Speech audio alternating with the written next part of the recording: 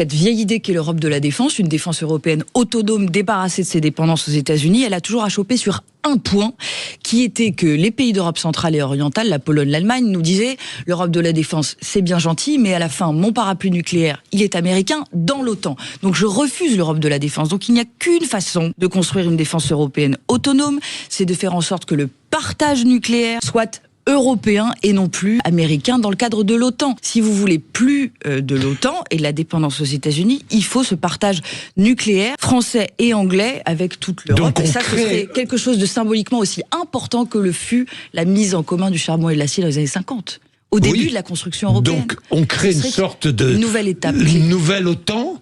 Mais européen. Mais européen. Mais européen. Parce qu'on ne peut plus se reposer sur les États-Unis et parce que nous n'avons plus les mêmes intérêts que les États-Unis dans le monde qui vient. Nous sommes tournés naturellement vers le Moyen-Orient, vers l'Afrique, moins vers l'Asie, ce qui est l'obsession américaine. Nous n'avons pas les mêmes valeurs, nous n'avons pas le même modèle. Nous sommes amis et nous le resterons quand Trump partira dans 4 ans, ce sera plus facile.